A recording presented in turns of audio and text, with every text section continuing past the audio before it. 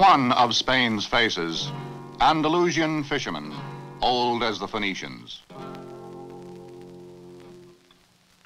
One half the yield of a grudging sea for the fishing master, one half for the crew.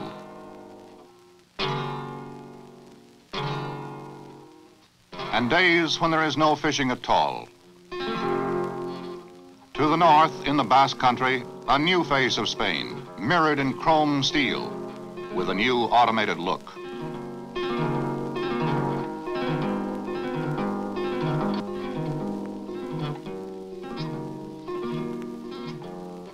The face of Extremadura, the Spanish Southwest, and water flowing toward the eager land.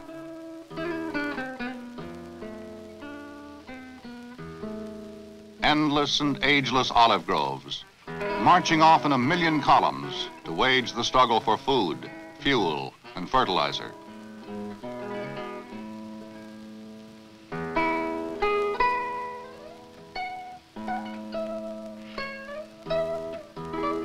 The resigned face of antiquity, where joy and security have vied with sorrow and despair and made their peace.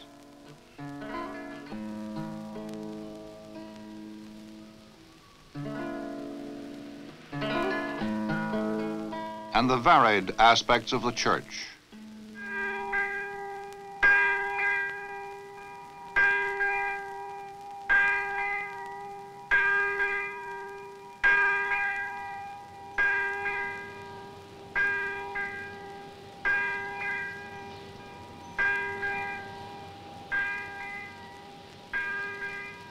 El Greco saw this sol y sombra, a sunlight and shadow, and put it to canvas.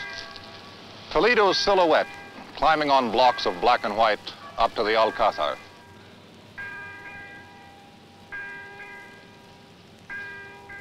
In bas-relief against the earth and sky of Old Castile.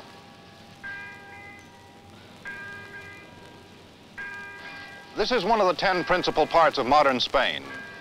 10 old kingdoms and principalities, steeped in ancient jealousies and hostilities, separated by mountain barriers, languages, customs, and derivation, held uneasily together by force, by grudging convenience, and the sobering fact that there's nowhere else to go.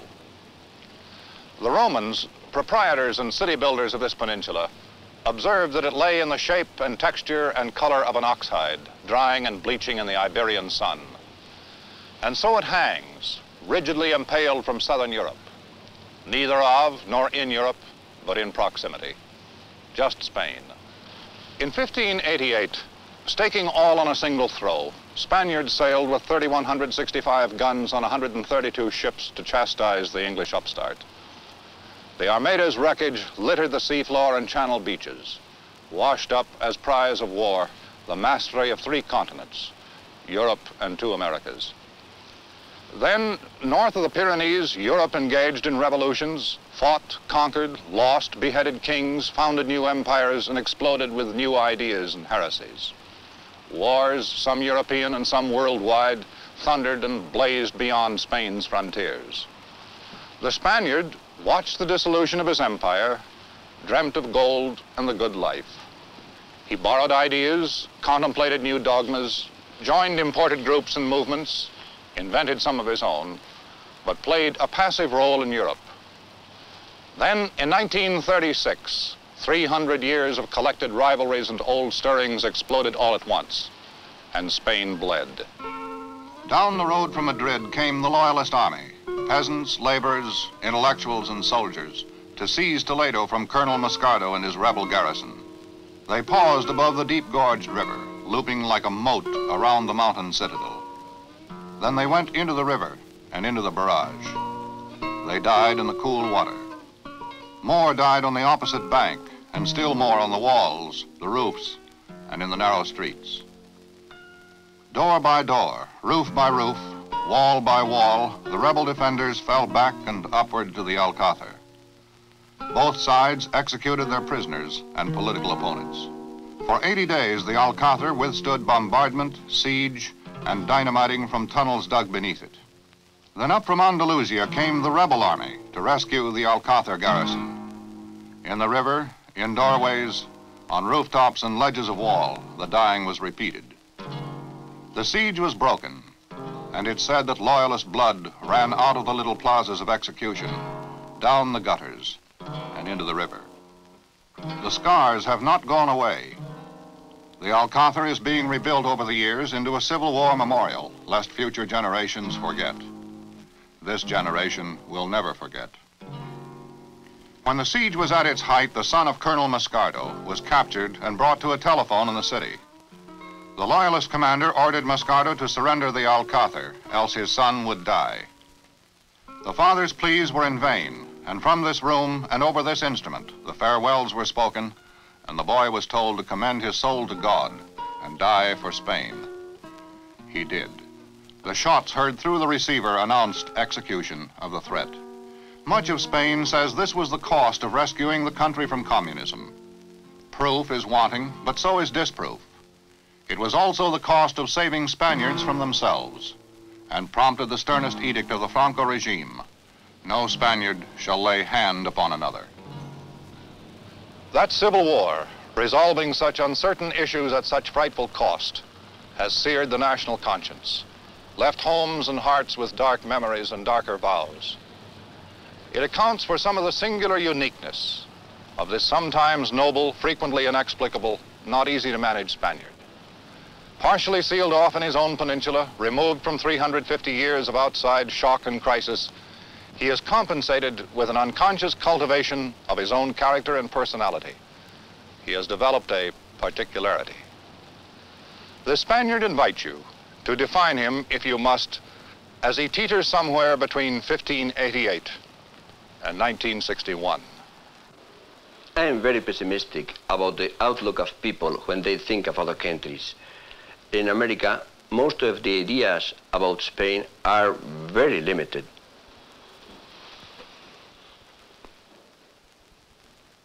In Madrid lives Dr. Julian Marius, writer, teacher, philosopher, with sufficient intellectual power and prestige that he can sometimes exercise a prerogative limited only to the few like him: criticize the regime.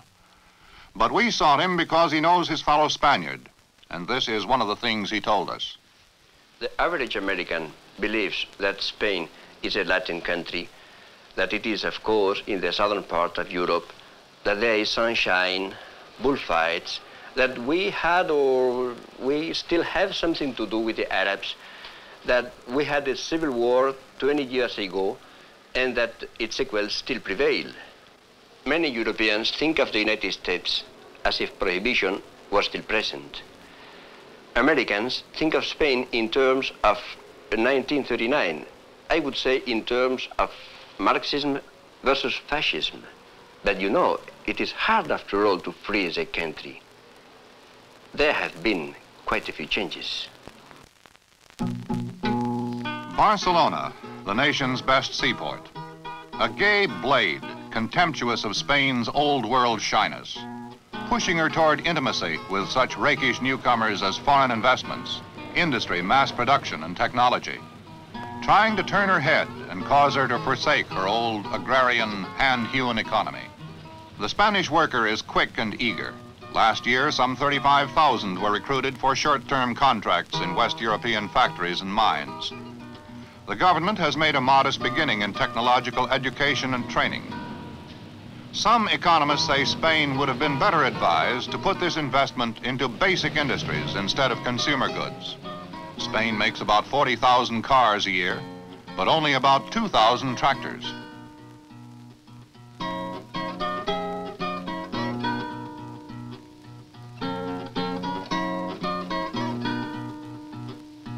Barcelona exudes pace and purpose. It seems to know where it's going. When Spain comes clanging and honking into the age of technology, Barcelona will lead the way.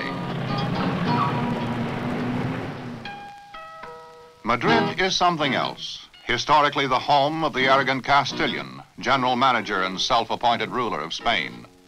There's an aimlessness in Madrid, a preoccupation with trivia. Without politics, debate, criticism, or free comment, there is little else to do. Pursuit of the good life, of leisure, of the heart, good wine and good food, mistresses and courtesans, and a job in the government, providing a style to which the Spaniard can quickly grow accustomed. This golden moment may never be recaptured. Duenas for the children, servants for Senora. Labor is the chief commodity in Spain. But there's an absence of class distinction. Some simply work for others, and with a little luck, others may one day work for them.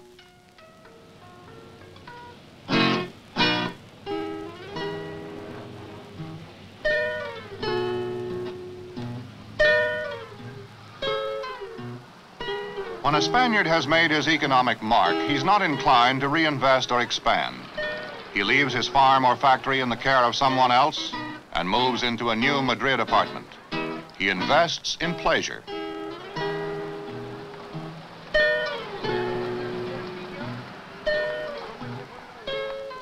Madrid's architecture ranges the phases of Spanish history and the spectrum of taste. The dreaded Puerta del Sol prison in the heart of town, currently familiar to an asserted 6,000 political prisoners.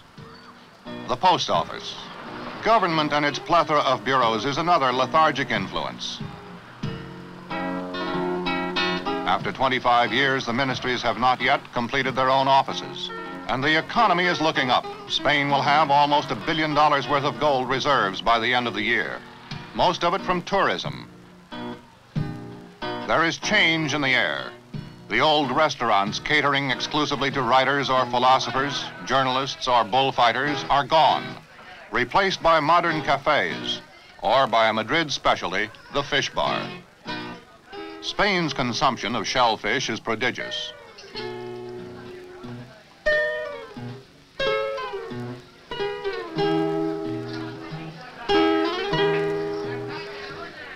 If you're squeamish about throwing the shells on the floor, the waiter does it for you with a flourish and characteristic lack of discipline and contempt for rules.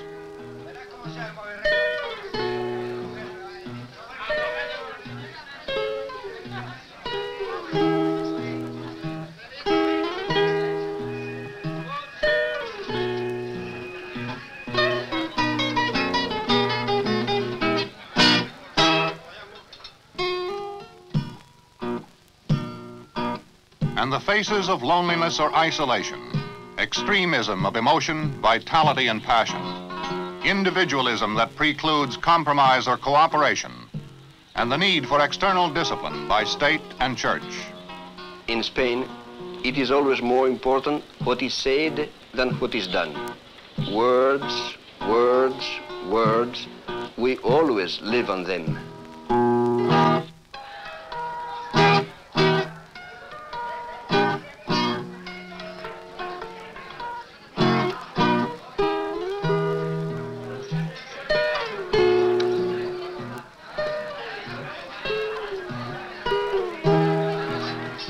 Faces of Carthage, Greece, Rome, of the Goths, Moors, and Iberians. Faces with fleeting admission of austerity and sensuality, explosive enthusiasm and racking discouragement, cruelty and courtesy.